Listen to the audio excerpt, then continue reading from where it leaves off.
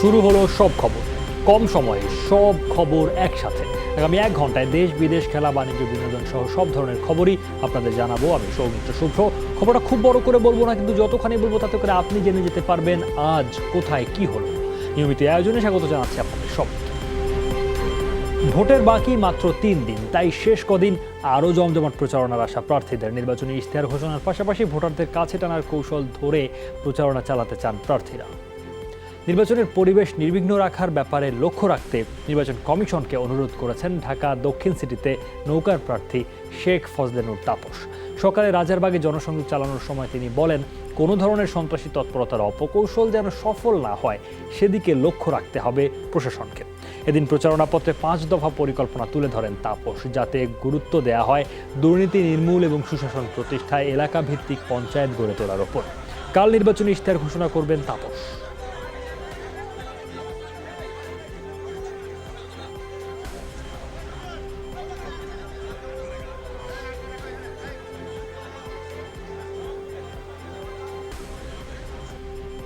কোনো সন্ত্রাসী কার্যকলাপের মাধ্যমে যেন এই সুষ্ঠু পরিবেশ যেন বিনষ্ট না করতে পারে, তার জন্য নির্বাচন কমিশন সহ আইন প্রয়োগকারী সংস্থাদেরকে আমরা বলবো, আপনারা কঠোরভাবে সেটার ব্যবস্থা নেবেন, সুষ্ঠু পরিবেশ যাতে বজায় থাকে।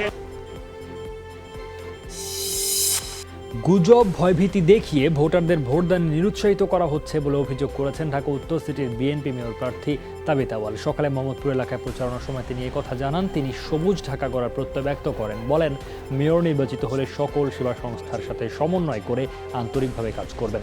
এ সময় তিনি আরও জানান, এখন পর্যন্ত নির্বাচন কমিশনে 140টি লিখিত অভিযোগ জানানো হয়েছে, যার মধ্যে 102টি অভিযোগই আমলে নেয়নি নির্বাচন কমিশন।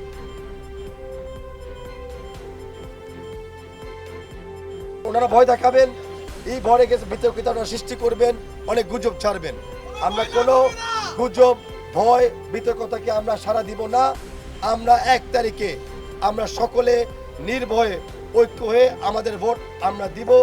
1 তারিখে আমরা সবচেয়ে বড় পরিবর্তন আনবো। সেই পরিবর্তনটা কি?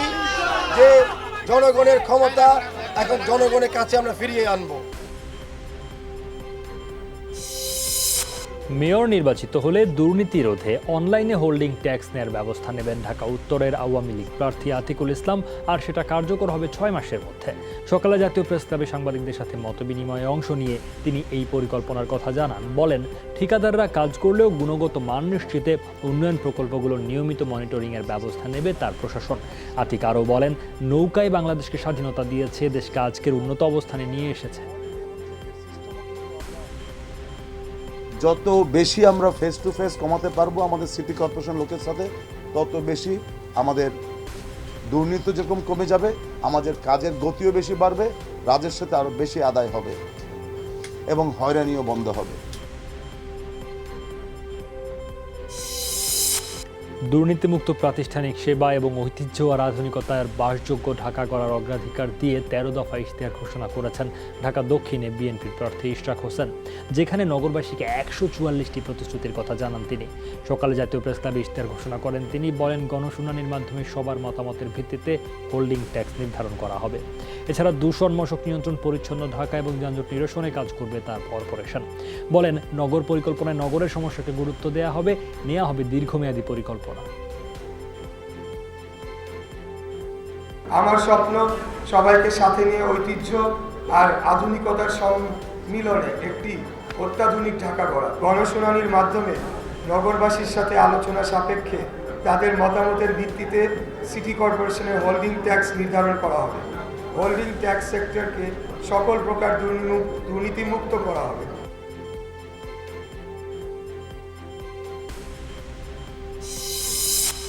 এই পর্যায়ে আমরা নির্বাচনী প্রচারণার আরও কিছু খবর জানবো। আমাদের সহকর্মীরা সংগ্রহ করছেন প্রচারণার খবর, তারা যুক্ত হচ্ছেন সরাসরি। শুরুতে যাচ্ছি মিরপুর এলাকায় আওয়ামী লীগ প্রার্থী আতিকুল ইসলামের প্রচারণায় সহকর্মী সাব্বির আহমেদ রয়েছেন সেখানে।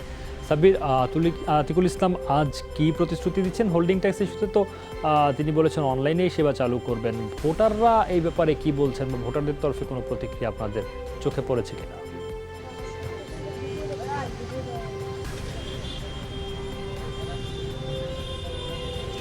সৌমিত্র দুপুরের পর থেকে ঢাকা উত্তরের আওয়ামী লীগ থেকে মনোনীত প্রার্থী মেয়র প্রার্থী আতিকুল ইসলাম তিনি গণসংযোগে বেরিয়েছেন, পথসভা করেছেন, সেখানে তার ভোটারদের সাথে কথা বলেছেন, তার নির্বাচনী ইশতেহারে যে বিষয়গুলো তিনি সবচেয়ে বেশি গুরুত্ব দিচ্ছেন সেই বিষয়গুলো নিয়েও কথা বলেছেন।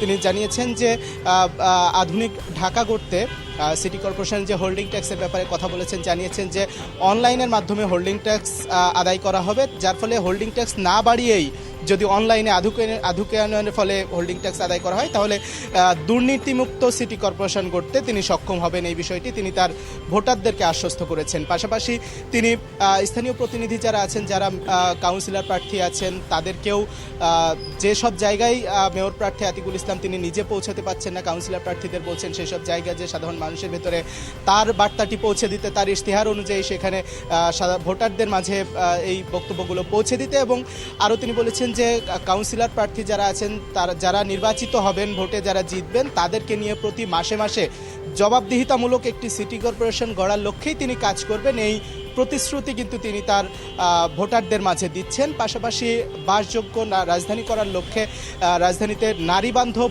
রাজধানী করার লক্ষ্যে যে কাজগুলো করার দরকার, তিনি তার আগের সময়ে যে কাজগুলো তিনি করেছেন সেই কাজগুলোকে তিনি পরবর্তীতে যদি আবারও নির্বাচিত হন তাহলে সেই কাজগুলোকে তিনি আরও এগিয়ে নিয়ে যাবেন, শেষ করবেন। এবং পাশাপাশি নতুন যে ইশতেহার দিয়েছেন এই ইশতেহার অনুযায়ী রাজধানীকে একটি বাসযোগ্য শহর হিসেবে গড়ে তুলবেন, এই প্রতিশ্রুতি তিনি তার এই নির্বাচনী প্রচারণার শেষ সময়ে ভোটারদের মাঝে দিচ্ছেন। ধন্যবাদ সাব্বির আপনাকে। বিএনপি প্রার্থী তাবিথ আউয়ালের প্রচারণায় আছেন আকলাকুস সাফা, তিনিও যুক্ত আছেন সরাসরি। সাফা, তাবিথ প্রচারণায় কি বলছেন এই শেষ সময়টায়?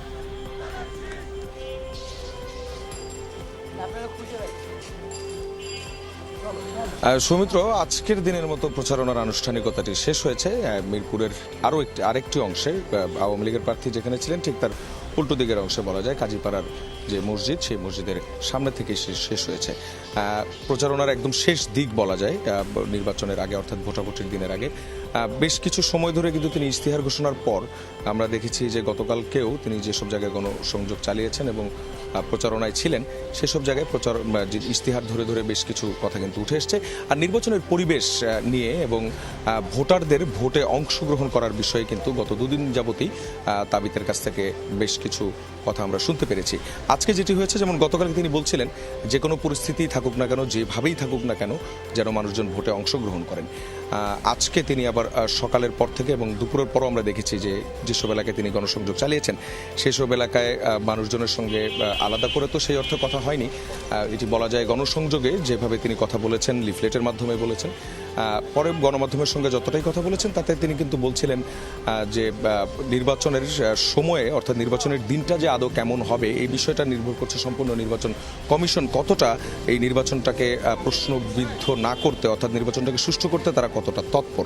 সেই তৎপরতার জায়গা থেকে কিন্তু তিনি বলছেন যে তিনি তেমন কোনো আগ্রহ নির্বাচন কমিশনের দিক থেকে দেখছেন না, নির্বাচন কমিশনের ভূমিকাটাই তিনি নিয়ে প্রশ্ন তুলেছেন এবং একই সঙ্গে সেই দিকটাতে খেয়াল করার কথাও বলেছেন। আর মানুষজনের কথা যদি বলি, ভোটারদের দিক থেকে কিন্তু একটি মন্তব্য রয়েছে, সেটি হচ্ছে যে যাই বলা হচ্ছে না কেন, যেমন ইভিএমের যে ব্যবহার, সেই ব্যবহারগুলো নিয়ে কতটা আসলে ভোটারদেরকে আশ্বস্ত করা হয়েছে এই বিষয়গুলো যেমন নিশ্চিত নয়, প্রার্থীরাও অনেক আশ্বাস দিচ্ছেন, সেই আশ্বাসের জায়গাগুলো কতটা পূরণ হবে সবই নির্ভর করছে ওই একটি দিনের উপর। সেই হিসেবে কিন্তু বলা যায় যে চলছে প্রচারণা, আগামীকাল আবারও শুরু হবে। সৌমিত্র। সাফা, ধন্যবাদ। এই পর্যায়ে যুক্ত হচ্ছেন সহকর্মী নুনবী সরকার। তিনি দক্ষিণ সিটিতে আওয়ামী লীগ মনোনীত প্রার্থীর প্রচারণার খোঁজখবর রেখেছেন দিনভর। নুনবী, সারাদিনের প্রচারণার একটা চিত্র যদি তুলে ধরতে বলি, কি বলবেন?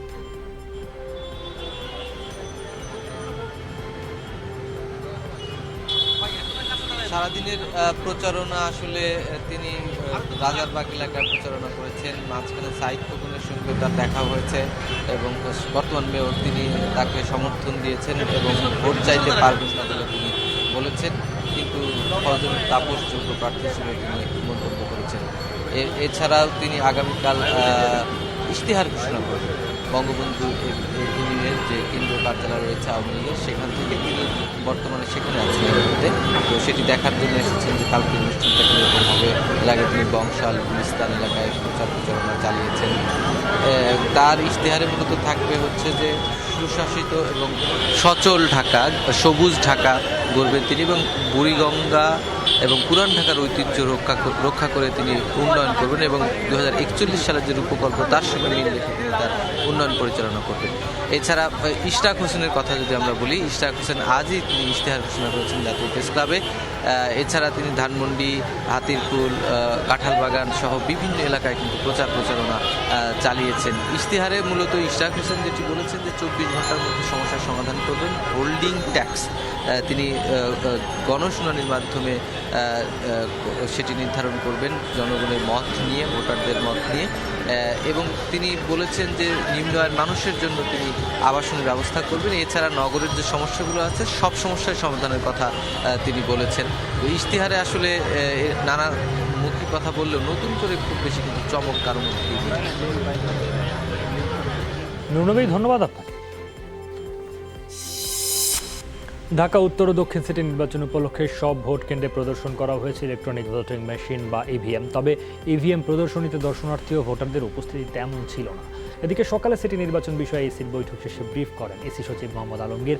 ব্রিফিংয়ে তিনি বলেন, ইভিএমে কোনো জালিয়াতি হলে আদালতে যাওয়ার সুযোগ থাকবে। এছাড়াও আগামী 7 ফেব্রুয়ারি চট্টগ্রাম সিটি নির্বাচনের তফসিল ঘোষণা হতে পারে বলেও জানান ইসি সচিব। আইডেন্টি কার্ড মাস্ট মিলতে হবে, সেই সাথে যদি তার ফিঙ্গারপ্রিন্ট না মিলে সেই ক্ষেত্রে প্রিজাইডিং অফিসার তার নিজের কার্ড ঢুকাবে, নিজের কার্ড, তাকে যে একটা কার্ড দেওয়া হয়েছে সেই কার্ডটা ঢুকাবে। মামলা করার সুযোগ আছে, নাহলে মামলা করবে, অবশ্যই সুযোগ আছে। কেউ এটা যদি মনে কোর্টে মামলা করে বা কেউ যদি ইয়ে করে, তাহলে তো এটা আমরা দেখাতে পারবো সেখানে যে কয়টা ভোট কোন দিকে পড়েছে, তার ব্যাকগ্রাউন্ডে কিন্তু ডকুমেন্ট আছে।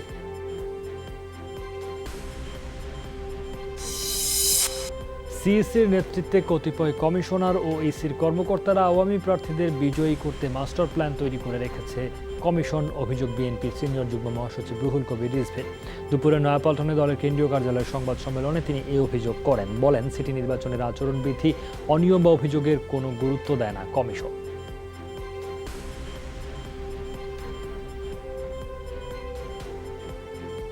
সিইসির নেতৃত্বে কতিপয় কমিশনার ও ইসির কর্মকর্তারা আগামী 1 ফেব্রুয়ারির নির্বাচনে আওয়ামী লীগ প্রার্থীদের বিজয়ী করতে মাস্টার প্ল্যান তৈরি করে যাচ্ছে। আজ পর্যন্ত বিএনপির পক্ষ থেকে নির্বাচনী আচরণবিধি লঙ্ঘনের ঘটনা নিয়ে যত অভিযোগ কমিশনে করা হয়েছে সবগুলোই অপ্রয়োজনীয় কাগজের ঝুড়িতে নিক্ষেপ করা হয়েছে।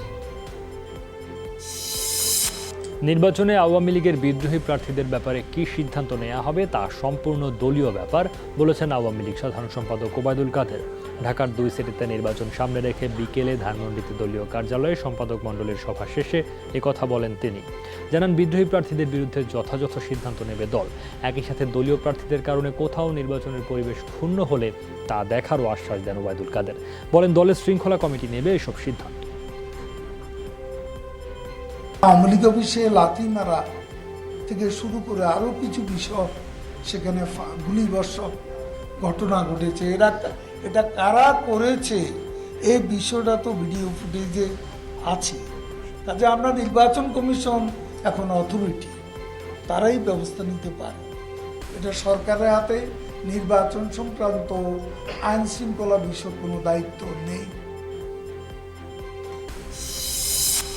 দক্ষিণে বিএনপির মেয়র প্রার্থী ইশরাক হোসেনের জনসংযোগে হামলায় আহত ওয়ারী থানা ছাত্রদলের সাধারণ সম্পাদক আব্দুর রহিমকে হাসপাতাল থেকে গ্রেফতার করেছে পুলিশ। রাতে কাকরাইলের একটি বেসরকারি হাসপাতালে চিকিৎসাধীন অবস্থায় তাকে ধরে নিয়ে যাওয়া হয় বলে জানান ভুক্তভোগী রহিমের মা। বলেন, ডিবি পুলিশ পরিচয়ে 10 মিনিটের কথা বলে ছেলেকে নিয়ে যায় তারা। মিন্টু রোডে পুলিশের সিনিয়র কর্মকর্তাদের সাথে কথা বলে ছেলেকে ফিরিয়ে দেওয়ার প্রতিশ্রুতিও দিয়ে যান।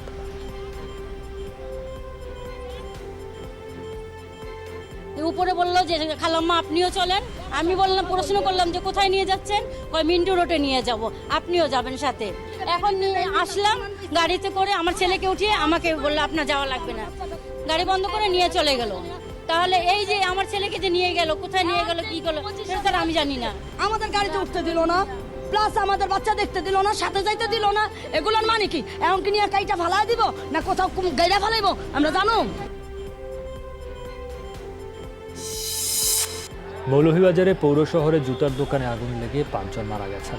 ফায়ার সার্ভিস জানায়, সকালে সেন্ট্রাল রোডের পিঙ্ক স্টোর নামের ওই দোকানে আগুন লাগে। খবর পেয়ে মৌলভীবাজার ও শ্রীমঙ্গলের 2টি ইউনিট ঘণ্টাখানেকের চেষ্টায় আগুন নিয়ন্ত্রণে আনে। স্থানীয়রা জানান ওই দোকানের পেছনে পিঙ্কি শু স্টোরের মালিক তার স্ত্রী ও সন্তানদের নিয়ে থাকতেন। আগুন ধরার সময় নারী ও শিশুরা ঘরেই ছিলেন। আগুনে দগ্ধ হয়ে একই পরিবারের 5 জন নিহত হয়েছেন বলে ধারণা তার।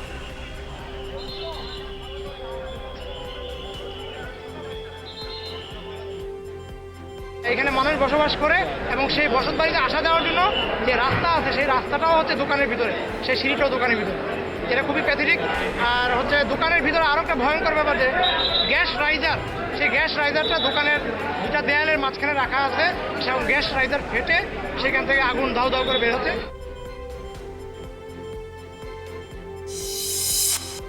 আবার রাজধানীর পুরান ঢাকার চকবাজারে অগ্নিকাণ্ডের ঘটনা ঘটেছে। এবার সূত্রপাত বশির মার্কেটের 4র্থ তলায়। ফায়ার সার্ভিসের 4টি ইউনিটের আধা ঘন্টার চেষ্টায় আগুন নিয়ন্ত্রণে আসে। গতকাল রাত 11টার দিকে আগুনের সূত্রপাত হয় বলে জানায় ফায়ার সার্ভিস। 4টি ইউনিট আধা ঘন্টার চেষ্টায় আগুন নিয়ন্ত্রণে আনে। বৈদ্যুতিক শর্ট সার্কিট থেকে আগুনের সূত্রপাত বলে ধারণা করা হচ্ছে। যুক্তরাষ্ট্রের আলাবামা উপকূলে ভয়াবহ অগ্নিকাণ্ডে প্রাণ হারিয়েছেন কমপক্ষে 8 জন। সোমবারের এই ঘটনায় আগুনে ভস্মীভূত 35টি নৌকা। কর্তৃপক্ষ জানিয়েছে ভোর রাতে জ্যাকসন কাউন্টি পার্কে ছড়ায় আগুন। টের পাবার আগেই নৌকার ঘুমন্ত আরোহীরা দগ্ধ হন। নিখোঁজদের সন্ধানে চলছে তল্লাশি। পুলিশের ধারণা ঠান্ডা এড়াতে নৌকায় আগুন জ্বলছিল, যা অসতর্কতায় ছড়িয়ে পড়ে কাঠে।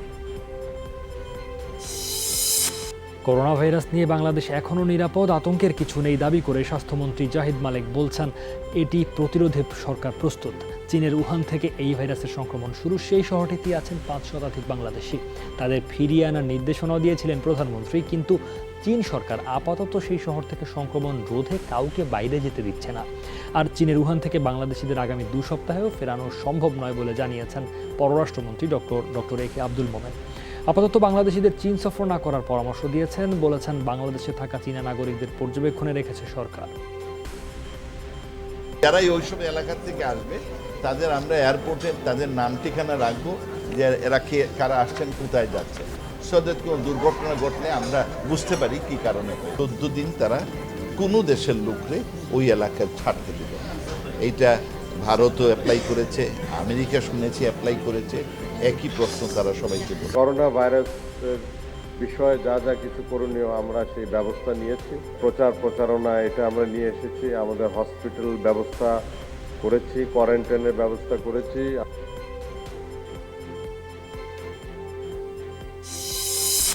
চীনে মারাত্মক আকার ধারণ করেছে করোনা ভাইরাস। মঙ্গলবার দেশটির স্বাস্থ্য বিভাগের ঘোষণা অনুসারে মৃতের সংখ্যা বেড়ে দাঁড়িয়েছে 108 জনে।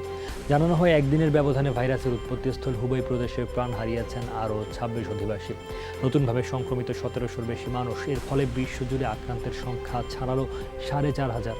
হুবেই প্রদেশ এবং উহান শহরে প্রবেশের উপর জারি রয়েছে কড়া নিষেধাজ্ঞা, যার ফলে অবরুদ্ধ 5,60,00,000-এর বেশি মানুষ। চীনের 30টি প্রদেশ, স্বায়ত্তশাসিত অঞ্চল এবং প্রশাসনিক এলাকাগুলোয় নতুনভাবে 1700-এর বেশি মানুষ করোনা ভাইরাসে সংক্রমিত হয়েছেন। সব মিলিয়ে 976 জনের অবস্থা সংকটাপন্ন।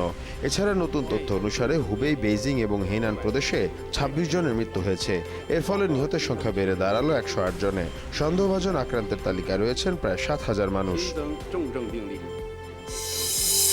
ভারতের নাগরিকত্ব সংশোধনী আইন এবং জম্মু কাশ্মীর বিরোধী 6 রেজলিউশন অনুপযুক্ত, বেমানান, এই মর্মে ইইউ পার্লামেন্টের প্রেসিডেন্ট বরাবর চিঠি দিয়েছেন লোকসভার স্পিকার ওম বিড়লা। বুধবার বিপুল সংখ্যক মানুষের রাষ্ট্রহীন হয়ে পড়ার শঙ্কা প্রকাশ করে পার্লামেন্টে 6টি প্রস্তাব তোলার কথা। সেখানকার 751 সদস্যের মধ্যে 600 জন এই প্রস্তাবের পক্ষে মৌখিক সমর্থন দিয়েছেন। তাদের দাবি, সিএএ বিরোধী আন্দোলনে মানবাধিকার লঙ্ঘন করছে সরকার, যার বিরুদ্ধে অবিলম্বে ব্যবস্থা নেওয়া জরুরি। পাকিস্তানের বিপক্ষে 3 ম্যাচ টি20 সিরিজ শেষ করে দেশে ফিরেছেন মাহমুদুল্লাহ রিয়াদরা। 3 দফা পাকিস্তান সফরের প্রথম দফা শেষ করে রাত 2:30টা নাগাদ দেশে ফেরে বাংলাদেশ দল। সূচি অনুযায়ী প্রথমবার 3টি টি20 ম্যাচ খেলতে পাকিস্তান যায় টাইগাররা। সফরে সিরিজ হারে 2-0 ব্যবধানে। শেষ টি20 বৃষ্টিতে ভেস্তে যাওয়ায় রাতেই পাকিস্তান ছাড়ে দল। স্থানীয় সময় 11টার দিকে লাহোরের বিমানবন্দর থেকে বাংলাদেশ বিমানের একটি বিশেষ ফ্লাইটে রওনা হয় তারা। পুরো সফরেই কড়া নিরাপত্তার মধ্যে ছিল টাইগাররা। বলিউডে অভিষেক হতে যাচ্ছে বাংলাদেশের মডেল তানজিয়া জামান মিথিলার। গত বছরের 1 ডিসেম্বর রোহিঙ্গা নামে একটি মুভিতে মূল চরিত্রে অভিনয় করেছেন তিনি। মাসখানেক শুটিং করার পর ছবি প্রসঙ্গে নিজেই এ তথ্য জানান মিথিলা। ভারতীয় পরিচালক হায়দার খান গত বছরের জুনে রোহিঙ্গা ছবির জন্য লুক টেস্ট দিতে ডেকেছিলেন মিথিলাকে। টেস্টে উতরে যান মিথিলা। কদিন আগে মিথিলার শুটিং পরবর্তী লুক প্রকাশিত হয়। চলছে সব খবর, ছোট্ট একটা বিরতি, ফিরছি একটু পর।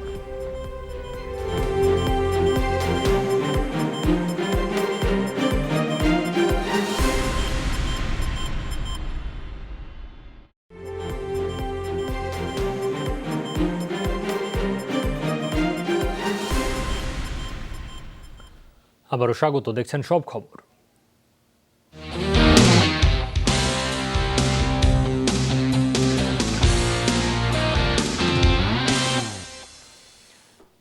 শেষ সপ্তাহের বেচাকেনায় জমজমাট ঢাকা আন্তর্জাতিক বাণিজ্য মেলা, এবং মেলা প্রাঙ্গণে কিন্তু আপনারা দেখতেই পাচ্ছেন যে ক্রেতা দর্শনার্থীদের ব্যাপক ভিড়, উপচে পড়া ভিড়, যেহেতু মেলার এই দিকটা সময়টা শেষ হয়ে এসেছে একেবারেই, যদিও মেলার সময় বাড়ানো হয়েছে, কিন্তু সব মিলিয়ে সেটা খুব বেশি দিন নয়, যেহেতু মানুষ চেষ্টা করছেন শেষ সময় নিজের পছন্দের পণ্যটি কিনে নিতে, এবং পণ্যের পসরাও কিন্তু তাদেরকে আকৃষ্ট করছে, সেটাই বোঝা যায়। সেখানকার খবরকে সরাসরি জেনে নেব, সহকর্মী মাসুদুজ্জামান রবিন আমাদের সঙ্গে যুক্ত হয়েছেন।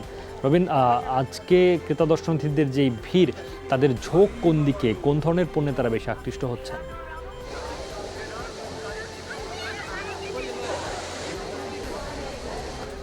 সৌমিত্র, আপনি বলেছেন যে মেলা কিন্তু সময় বাড়ানো হয়েছে, অর্থাৎ নির্ধারিত সময় মেলা শেষ হওয়ার কথা 31 তারিখে, সেখানে এখন 4 তারিখে মেলা আছে। এতে কিন্তু ক্রেতা এবং বিক্রেতা উভয়ে খুশি। আর যদি মেলার ক্রেতা দর্শকদের উপস্থিতি কেমন সেটা দিয়ে বলা শুরু করি, তাহলে শুধু বলতে হয় যে প্রতিদিনই কিন্তু আসলে ছুটির দিন ছাড়া এখন কিন্তু প্রতিদিনই বিকালের পর একদম লোকের লোকারণ্য হয়, একদম মেলা কিন্তু কানায় কানায় পরিপূর্ণ থাকে। আজও কিন্তু ঠিক তাই হয়েছে, মেলা কিন্তু ক্রেতা দর্শনীতে একদম ভরপুর, বলা চলে প্রতিটি স্টলেই কিন্তু ক্রেতা দর্শনীতে ভিড় আছে। আর কোন ধরনের পণ্যগুলো বিক্রি হচ্ছে সেখানে কিন্তু বলি যে আন্তর্জাতিক বাণিজ্য মেলা, কিন্তু এখানে আন্তর্জাতিক পণ্যের সমাহার কিন্তু খুব কম, এতে ক্রেতা কিছুটা হতাশ। তবে দেশি উদ্যোক্তারা কিন্তু সেই অভাবটা পুষিয়ে দিয়েছেন, অর্থাৎ দেশি স্টলগুলো কিন্তু তাদের যথেষ্ট রকম পণ্যের সমাহার ঘটিয়েছেন, এবং সেই পণ্যের প্রতি কিন্তু ক্রেতাদের আকর্ষণও বেশি। বিশেষ করে দেশীয় ইলেকট্রনিক্স পণ্যগুলো আছে, দেশীয় ক্রোকারিজ, দেশীয় স্টিলস, দেশীয় বস্ত্র, এগুলোর চাহিদা কিন্তু অনেক বেশি, এবং ক্রেতারা কিন্তু সেগুলো কিনছেন। আর মেলার যেহেতু সময় বর্ধিত করা হয়েছে, এখন কিন্তু বিক্রেতারাও চাইছেন তাদের স্টলের সব পণ্য কিন্তু বিক্রি করে শেষ করতে, তাই তারা অফারের পরিমাণও কিন্তু বাড়িয়ে দিয়েছেন, যেটা কিন্তু ক্রেতারা বেশ লুফে নিচ্ছেন। সব মিলে বলা চলে বিক্রেতারাও বলছেন যে আসলে শেষ দিন পর্যন্ত মেলার এই ক্রেতা যে বিক্রির যে ঢল, সেটা কিন্তু বহাল থাকবে। রবিন, ধন্যবাদ আপনাকে। লক্ষ্মীপুরের প্রতাপগঞ্জ উচ্চ বিদ্যালয়ের 7ম শ্রেণীর ছাত্রী স্মৃতিনাথ সীমাকে ধর্ষণের পর হত্যার ঘটনায় 8 জনের মৃত্যুদণ্ড বহাল, অন্য 2 জনের সাজা কমিয়ে যাবজ্জীবন দিয়েছেন আদালত। এই মামলায় 2014 সালের 16 সেপ্টেম্বর 10 জনকে মৃত্যুদণ্ড দিয়েছিলেন লক্ষ্মীপুর জেলা ও দায়রা জজ। দণ্ডপ্রাপ্ত আসামিরা হলেন হিরণ, নূরনবী, নূর আলম, হিদায়তুল্লাহ, হেদু, আনোয়ার, সাদ্দাম, সুমন, সোহেল, রাশেদ ও মানিক। ভবানীপ্রসাদ সিংহের নেতৃত্বাধীন হাইকোর্ট ডেথ রেফারেন্সের শুনানিতে এই আদেশ দেওয়া হয়। 2012 সালের 18 জুলাই লক্ষ্মীপুর সদরে লাল দেবনাথের বাড়িতে হামলা চালায় একদল ডাকাত। তারা স্কুল ছাত্রী সীমাকে পাশবিক নির্যাতনের পর হত্যা করে। ঘটনার পর সীমার দাদা লাল দেবনাথ বাদী হয়ে মামলা করে।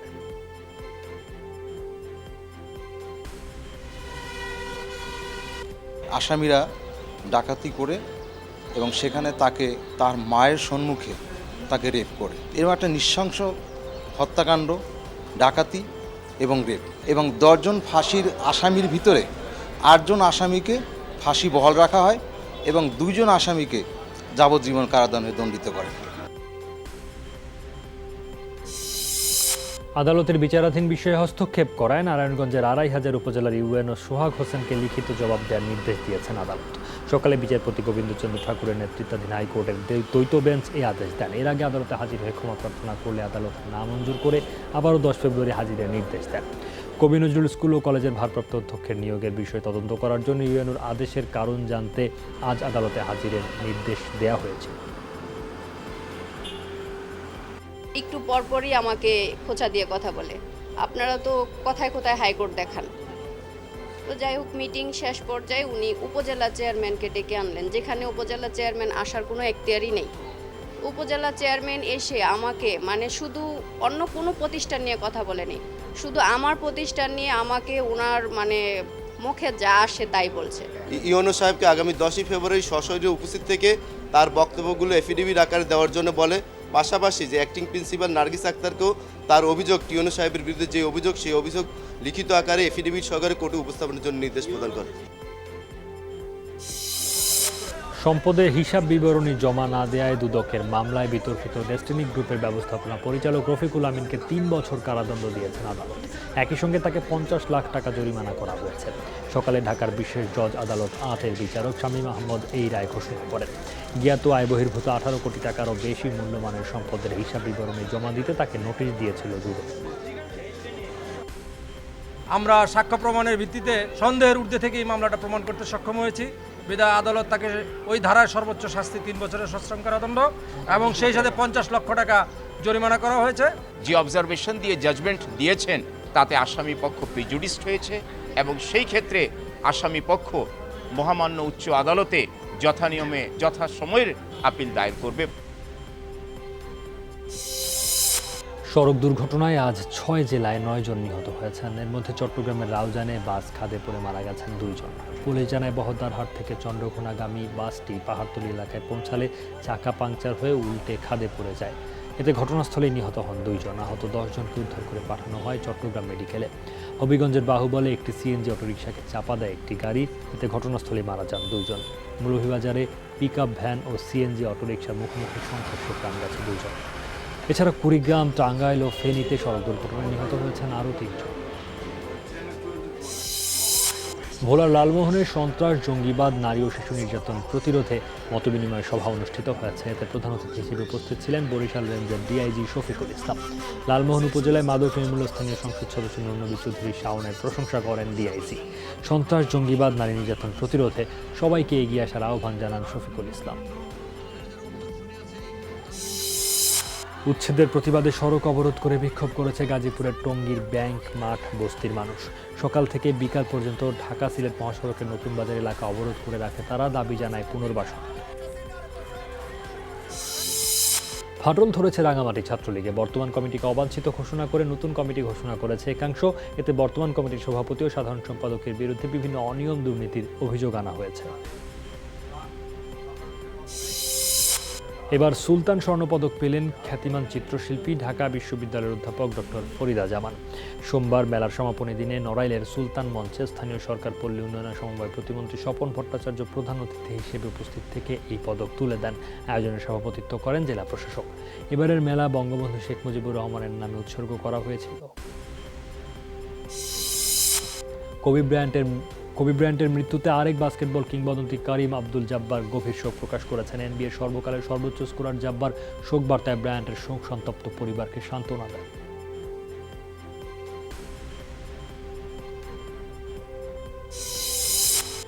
আফগানিস্তানের পূর্বাঞ্চলে সামরিক বিমান বিধ্বস্তের খবর নিশ্চিত করল যুক্তরাষ্ট্র। সোমবার কর্নেলসনে লেগেট দেন লিখিত বিবৃতি। হতাহতের কোনো সংখ্যা প্রকাশ না করলেও জানান গজনি প্রদেশের এই দুর্ঘটনার কারণ অনুসন্ধান করা হচ্ছে। ক্ষেপণাস্ত্র ছুঁড়ে তালেবান বিমানটি বিধ্বস্ত করেছে এই দাবি অস্বীকার করেন কর্নেলসনি। বলেন শত্রুপক্ষের সম্পৃক্ততার এখনও কোনো প্রমাণ মেলেনি। এর আগে সামাজিক যোগাযোগ মাধ্যম এবং নিজস্ব অনলাইনে একটি ভিডিও প্রকাশ করে তালেবান। আবারও বিমান দুর্ঘটনার কবলে ইরান। এবার 135 আরোহী নিয়ে রানওয়ে থেকে ছিটকে পড়ে একটি যাত্রীবাহী বিমান। এতে কোনো প্রাণহানি না হলেও আহত হন 2 জন। স্থানীয় সময় সোমবার সকালে এই ঘটনা ঘটে। কাস্পিয়ান এয়ারলাইন্সের এই ফ্লাইট তেহরান থেকে মাসাহারে যাচ্ছিল। কর্তৃপক্ষ জানায় পাইলট বিমানটি নামাতে দেরি করায় এটি রানওয়ের বাইরে চলে যায়, ছিটকে পড়ে হাইওয়েতে। এর আগে 9 জানুয়ারি বাগদাদের মার্কিন ঘাঁটি লক্ষ্য করে ক্ষেপণাস্ত্র হামলা চালায় ইরান। সে সময় অনিচ্ছাকৃতভাবে 2টি মিসাইল বিমানটিতে আঘাত হানে। প্রাণ হারান 176 আরোহীর সবাই। যুক্তরাষ্ট্রের মিনেসোটায় অনুষ্ঠিত হয়ে গেল কুকুরের ম্যারাথন দৌড়, যেখানে অংশ নিয়েছে 14টি দল। এই ম্যারাথনে দৌড়াতে হবে 300 মাইল। প্রতিটি দলে অংশ নিয়েছে 8 থেকে 12টি কুকুর, যেখানে অন্তত 6টি কুকুর নিয়ে দৌড় শেষ করতে হবে প্রতিটি দলকে। হাজারো দর্শক উপভোগ করেছেন মজার এই ম্যারাথন।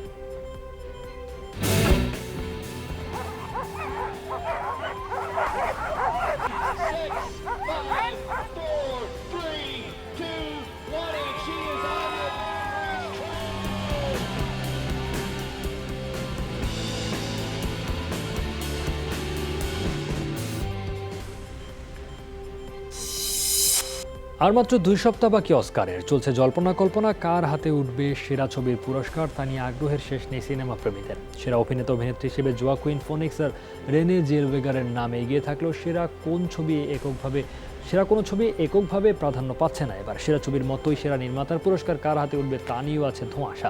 এবার সেরা ছবি বিভাগে মনোনয়ন পেয়েছে 8টি চলচ্চিত্র।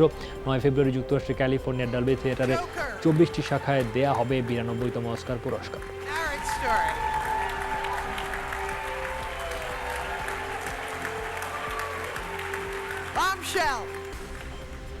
চলছে সব খবর, ছোট্ট আরও একটা বিরতি, ফিরছি একটু পর।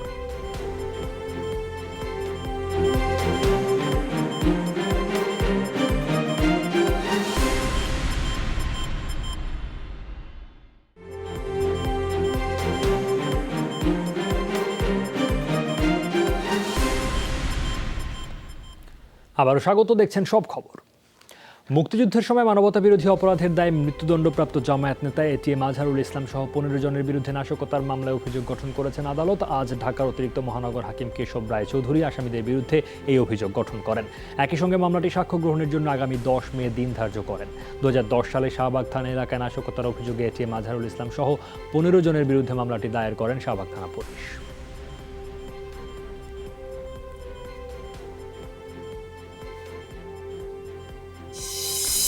রাজধানী সহ দেশের অভিজাত 13টি ক্লাবে টাকার বিনিময়ে জুয়া খেলা বন্ধের রুলের চূড়ান্ত রায়ের দিন পিছিয়েছে। 9 ফেব্রুয়ারি নতুন দিন ধার্য করেছেন হাইকোর্টের বিচারপতি শেখ হাসান আরিফ ও বিচারপতি মোহাম্মদ মাহমুদ হাসান তালুকদারের সমন্বয়ে গঠিত বেঞ্চ।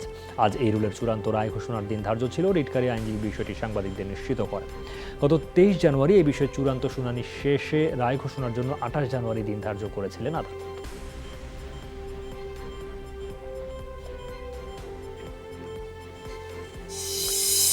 পেছালো রাজধানীর কুর্মিটোলায় ঢাকা বিশ্ববিদ্যালয়ের ছাত্রী ধর্ষণের ঘটনায় মামলার তদন্ত প্রতিবেদন দাখিল। আগামী 23 ফেব্রুয়ারি নতুন দিন ধার্য করেছেন আদালত। আজ মামলা তদন্ত প্রতিবেদন দাখিলের দিন ধার্য ছিল, তবে মামলা তদন্তকারী কর্মকর্তা প্রতিবেদন দাখিল না করায় ঢাকা মহানগর হাকিম আবু সাইদ নতুন করে এই দিন ধার্য করেন। গত 6 জানুয়ারি সকালে অজ্ঞাত ব্যক্তিকে আসামি করে ছাত্রীর বাবা ক্যান্টনমেন্ট থানায় মামলা করেন। পরে কুর্মিটোলা এলাকায় অভিযান চালিয়ে ধর্ষক মজনুকে গ্রেফতার করে নেন।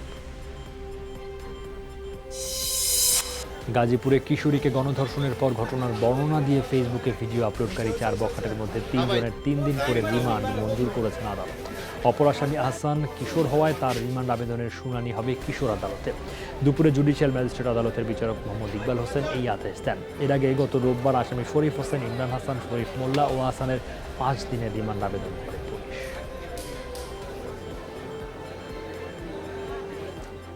এই আসামিরা সামাজিক যোগাযোগ ইলেকট্রনিক মাধ্যমে তারা এটা প্রচার করে। যেহেতু এটা পরবর্তী প্রচার করা হয়েছে, সেই বিষয়ে বাদীর সাথে আমাদের আলোচনা চলছে। আসামি বাদী পক্ষের আইনজীবী হিসেবে তার সাথে এই বিষয়ে আইনগত পরামর্শও দেওয়া হয়েছে। ওই সংক্রান্ত বিষয়ে মোকদ্দমা করার প্রক্রিয়াও চলমান রয়েছে। গণধর্ষণের অভিযোগ ওঠা টাঙ্গাইলের ঘাটাইলের 3 শিক্ষার্থীর ডাক্তারি পরীক্ষা সম্পন্ন হয়েছে। চিকিৎসকরা জানিয়েছেন সকালে তাদের হাসপাতালে বিভিন্ন শারীরিক পরীক্ষা নিরীক্ষা সম্পন্ন হয়। রিপোর্ট পাওয়া যাবে 24 ঘন্টা পর। এদিকে গ্রেফতার 4 বখাটেকে আজ আদালতে তোলা হতে পারে। রোববার ঘাটাইলের একটি স্কুলের 4 ছাত্রী ঘুরতে যায়। তাদের সাথে ছিল 2 বন্ধু। ওই সময় 5-7 জন ব্যক্তি তাদের ঘিরে ফেলে। 2 বন্ধুকে মারধরের পর 3 ছাত্রীকে ধর্ষণ করে পালিয়ে যায় তারা।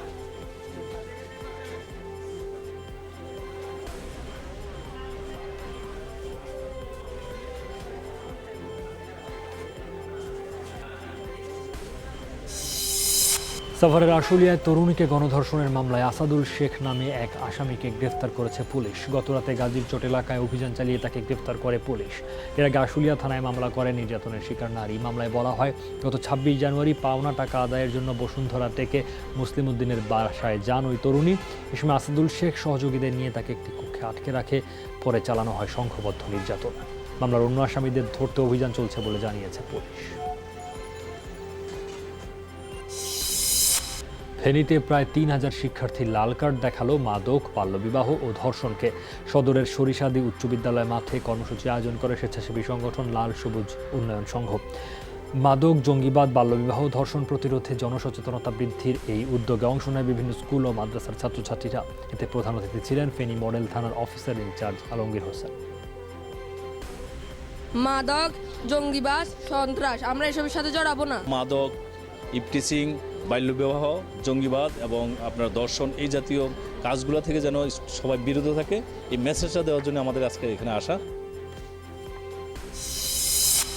গোপালগঞ্জে বিশেষ চাহিদা সম্পন্ন শিশুদের নিয়ে সাংস্কৃতিক অনুষ্ঠানের আয়োজন করা হয়। জেলা শিল্পকলা একাডেমি এই অনুষ্ঠানের আয়োজন করে। জেলার প্রায় 40 জন বিশেষ চাহিদা সম্পন্ন শিশু এতে অংশ নেয়। মহিলাঙ্গন প্রতিবন্ধী বিদ্যালয় ও বর্ণ প্রতিবন্ধী স্কুলের 90 জন শিক্ষার্থীকে বিশেষ পুরস্কার দেওয়া হয়।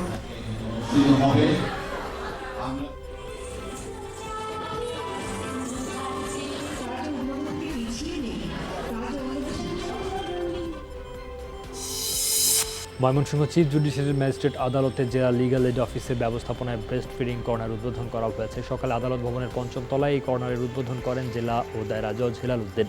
এ সময় বিচারক ও আইনজীবীরা উপস্থিত ছিলেন।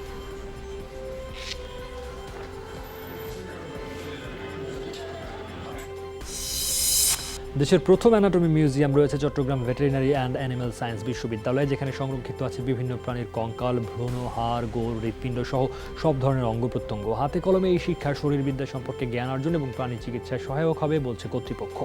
3000 বর্গফুট আয়তনের এই মিউজিয়াম দেশের একমাত্র অ্যানাটমি মিউজিয়াম। প্রতিনিয়ত নতুন নতুন প্রাণীর কঙ্কাল ও মডেল যুক্ত হচ্ছে এখানে। অন্য অ্যানিমেলের সাথে যে চেঞ্জটা, এটা কিন্তু আমি এখানে ডিরেক্ট দেখে বুঝতে পারতেছি। যেগুলো দেখে আমি তাদের শেপ, সাইজ, ফর্ম, স্ট্রাকচার সম্পর্কে জানতে পারছি। কঙ্কালগুলো দেখলে বুঝতে পারি যে ওদের কিরকম প্যাটার্ন আছে, যে আমাদের কিভাবে পড়তে হবে, কোন অর্গানের লোকেশন কি কোথায় আছে, সেটা যদি আমরা ঠিকঠাক না জানি তাহলে আমরা তো কোনো ট্রিটমেন্টের পর্যায়ে দিতে পারি না। ডোমেস্টিকেটেড স্পেসিস, এইসব স্পেসিসের স্কেলিটন আমাদের আছে। তাছাড়া আমরা রিসেন্টলি ঢাকা জু থেকে জিরাফ, টাইগার এবং লায়নের স্কেলিটন তৈরি করতেছি। এই ল্যাবটা যদি আমি আরও স্বয়ংক্রিয় করতে পারি, আরও ভালোভাবে চালাইতে পারি, তাইলে হবে কিন্তু আরও ইফেক্টিভ একটা কাজ হবে, আমার কম্পিটেন্ট গ্র্যাজুয়েট তৈরি হবে। এইটা হলো মূল উদ্দেশ্য ছিল। তো এখন বর্তমানে এটা থেকে আমরা আরও সম্প্রসারণে যাচ্ছি। জয়পুরহাটের ছোট যমুনা ও তুলসীগঙ্গা নদী থেকে বালু উত্তোলন চলছেই। সরকারিভাবে ডেকে নেওয়া এসব ঘাটে মেশিনের সাহায্যে এবং নদীর পার কেটে ব্যক্তিগত মালিকানাধীন জমি থেকে তোলা হচ্ছে বালু। প্রশাসনকে বৃদ্ধাঙ্গুলি দেখিয়ে বালুকে করে দাপটের সাথেই চালাচ্ছে তাদের অপকর্ম। নদী পাড়ের সাধারণ কৃষকরা এখন অনেকটাই জিম্মি ইজারাদারদের কাছে। আমার ভয় দেখে দেখে আমার জমিটা নষ্ট করে দিচ্ছে। আমরা দিতে চাই না, তারপর জিম্মি করে নিচ্ছে আমাদের কাছ থেকে। স্থানীয় কিছু জনপ্রতিনিধি এর সাথে আবাদি জমিগুলা নষ্ট করে ফেলতেছে। আমরা ব্যক্তিগত স্বার্থ উদ্ধার করতেছে আর আমরা ক্ষতিগ্রস্ত হচ্ছে, এটা তো ঠিক না। ডিসি অফিস থেকে বিভিন্ন প্রকার অ্যালার্টের মাধ্যমে হয়তো মেশিন চলার অনুমতি নিয়ে আমাদের বালুটা উত্তোলন করতে হয়। যে কোনো জমিতে যে এটা করা হচ্ছে, এটা কখনোই করার সুযোগ নেই। এটা যদি প্রশাসনের দৃষ্টিগোচরে আসে, পুলিশের দৃষ্টিগোচরে আসে, এবং অবশ্যই আমরা এটা সরাসরি যে তদারকি করার চেষ্টা করব। দিল্লির নির্ভয়া কাণ্ডে রাষ্ট্রপতির আদেশকে চ্যালেঞ্জ জানিয়ে করা পিটিশনের রায় কাল। 17 জানুয়ারি 32 বছর বয়সী মুকেশের প্রাণ ভিক্ষার আবেদন খারিজ করে দেন রাষ্ট্রপতি রামনাথ কোবিন্দ। তার বিরুদ্ধে সোমবার শীর্ষ আদালতে রিট পিটিশন দাখিল করে মুকেশ। তারই প্রেক্ষিতে মঙ্গলবার শুনানি হয়। 23 বছর বয়সী নির্ভয়ার ধর্ষণ ও হত্যা মামলায় মুকেশ সহ 4 আসামিকে মৃত্যুদণ্ড দেন আদালত। 1 ফেব্রুয়ারি তাদের মৃত্যুদণ্ড কার্যকরের দিন ধার্য করা হয়েছে। চলতি বছরের সেপ্টেম্বরে নিউজিল্যান্ডে অনুষ্ঠিত হবে সাধারণ নির্বাচন। মঙ্গলবার দেশটির প্রধানমন্ত্রী জেসিন্ডা আর্ডার্ন জানান, সেপ্টেম্বরে 19 তারিখ অনুষ্ঠিত হবে নির্বাচন। প্রধানমন্ত্রী হিসেবে দেশি জনগণের কাছে মধ্য বামপন্থী এই নেতার জনপ্রিয়তা কেমন তা যাচাই করাই এই নির্বাচনের লক্ষ্য। গেল বছর নিউজিল্যান্ডের ক্রাইস্ট চার্চে সন্ত্রাসী হামলার পর পরিস্থিতি শক্ত হাতে মোকাবেলা করেন জেসিন্ডা আর্ডার্ন। দেশে এবং বিদেশে ব্যাপক জনপ্রিয় হয়ে ওঠেন আর্ডার্ন। প্রেসিডেন্ট ডোনাল্ড ট্রাম্পের অভিশংসন শুনানিতে সাবেক উপদেষ্টা জন বোল্টনকে সাক্ষ্য হিসেবে হাজির করা নিয়ে তীব্র বাদানুবাদে জড়ালেন রিপাবলিকান ও ডেমোক্র্যাট সিনেটররা। ট্রাম্পের আইনজীবীদের দাবি, কোনোভাবেই সাক্ষী হিসেবে হাজির হওয়ার সুযোগ নেই বোল্টনের। তবে ডেমোক্র্যাট শিবিরের অভিযোগ, ইউক্রেনের প্রেসিডেন্টকে ট্রাম্প কর্তৃক চাপ দেওয়ার বিষয়টি নিজের বইতে উল্লেখ করেছেন বোল্টন। এই কারণেই সাক্ষ্য হিসেবে তার বিকল্প নেই। যদিও ট্রাম্পের আইনজীবীদের দাবি, সাক্ষী হিসেবে বোল্টনকে হাজির করার কোনো সুযোগই নেই।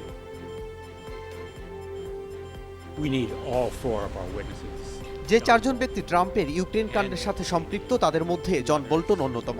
ওই সময় তিনি নিরাপত্তা উপদেষ্টার দায়িত্ব পালন করেছেন। তার সাথে আলোচনা না করে ট্রাম্প কোনোভাবেই সামরিক ছাড় দিতে পারেন না ইউক্রেনকে সামরিক ছাড়ের বিষয়টি সংবিধান এবং আইনি প্রক্রিয়া মেনেই হয়েছে। এটা এমন কোনো ইস্যু নয় আপনি চাইলেই নিজের ইচ্ছায় আটকাতে কিংবা ছাড়তে পারবেন। বহুল আলোচিত মধ্যপ্রাচ্য শান্তি পরিকল্পনা আজ প্রকাশ করতে যাচ্ছেন মার্কিন প্রেসিডেন্ট ডোনাল্ড ট্রাম্প। বিষয়টি নিশ্চিত করেছে ওভাল অফিস। মঙ্গলবার ওয়াশিংটনে ইসরায়েলি প্রধানমন্ত্রী বেনিয়ামিন নেতানিয়াহু ও বিরোধী দলীয় নেতা বেনি গান্টজের সাথে বৈঠক করবেন। এরপর হোয়াইট হাউসে এক যৌথ বিবৃতিতে পরিকল্পনাটি পেশ করতে চান ট্রাম্প। তবে ফিলিস্তিনিরা তার এই উদ্যোগ প্রত্যাখ্যান করেছে। ফুটবলের করুণ দশায় ক্ষোভ ছড়ল চট্টগ্রামের সংগঠক ও সাবেক ফুটবলারদের মুখে। চট্টগ্রাম ফুটবল উন্নয়ন ফোরাম আয়োজিত কেমন ফুটবল চাই শীর্ষক গোলটেবিল বৈঠকে তারা বললেন, কাজী সালাউদ্দিনের নেতৃত্বাধীন বর্তমান কমিটির সীমাহীন ব্যর্থতা আর অনিয়মে তৈরি হয়েছে লজ্জার ইতিহাস। দেশের ফুটবলকে ধ্বংসের হাত থেকে বাঁচাতে পরিবর্তন চান তারা। আমি সালাউদ্দিন ভাইকে এককভাবে দায়ী করতে চাই। ওনাকে আমি একজন ফুটবল সন্ত্রাস বলে আখ্যায়িত করতে চাই, কারণ উনি কোনো জেলাতে গত 4 বছর নির্বাচিত হওয়ার পর 64 জেলার কোনো জেলায় কিন্তু উনি ফুটবল আয়োজনের জন্য উনি যাননি। তিনি স্বপ্ন দেখিয়েছিলেন 2022 সালে বিশ্বকাপ আসরে যাবে বাংলাদেশ, কিন্তু সেই স্বপ্ন চোরাবালিতে হারিয়ে গেল। যখন নির্বাচন আসে তখন বিশেষ করে ফুটবল এবং ক্রিকেটে অন্য ফেডারেশনের কথা বলবো না, কারিগরি বস্তা বস্তা টাকা নিয়ে আমরা ভোট কিনি ভোট। নিউজিল্যান্ড ভারত টি-20 সিরিজের খবর। 5 ম্যাচ সিরিজের তৃতীয় টি-20তে সিরিজ জয় আর সিরিজে ফেরা, এই দুই ভিন্ন সমীকরণে কাল মুখোমুখি হবে ভারত ও স্বাগতিক নিউজিল্যান্ড। হ্যামিল্টনে ম্যাচটি শুরু হবে বাংলাদেশ সময় বেলা 1টায়।